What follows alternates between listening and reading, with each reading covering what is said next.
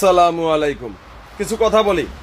তথ্য উপদেষ্টা, আইএস এর সদস্য, জঙ্গি সংগঠনের নেতা মাহফুজ 2 দিন আগে একটা কথা বলছে যে জুলাই আগস্টে কোনো ছাত্রছাত্রী মারা যায় নাই, শেখ হাসিনাকে সরানোর জন্য এটা একটা প্ল্যান ছিল।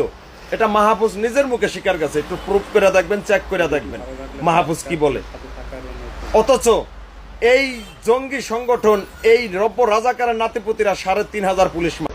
তো বাংলাদেশের প্রশাসনকে বলতে চাই, বাংলাদেশের প্রশাসন ভাইয়েরা, আপনাদের সহযোদ্ধাকে যারা মারছে তাদেরকে এই খোলা আমভাবে ঘুরতে ফিরতে দিতেছেন, এই দেশকে ধ্বংস করার সুযোগ দিতেছেন, এটা ঠিক করতেছেন না। যদি মনে করেন তারা আপনাদের সহযোদ্ধা ছিল, তাহলে এই নব্য রাজাকারের নাতিপুতিদেরকে অ্যারেস্ট করেন, আইনের আওতায় আনেন, দেশ বাঁচান।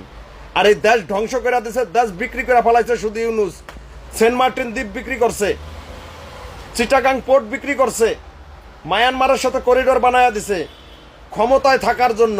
শেখ হাসিনা বারবার একটা কথা বলছে, আমি যদি সেন্ট মার্টিন দ্বীপ মায়াকে দিয়া দেই তাহলে ক্ষমতায় থাকতে আমার কোনো সমস্যা হয় না। তো আমার দেশ বেঁচে আমি ক্ষমতায় থাকতে চাই না। সেম কথাটা 1971 সালে বঙ্গবন্ধু বলছিল আমেরিকাকে, যে আমার দেশে তোমাকে জায়গা দিয়ে আমি স্বাধীনতা চাই না। আর এই শুধু ইউনুস ক্ষমতায় থাকার জন্য দেশকে ধ্বংস মুখে ঠেলা দিছে।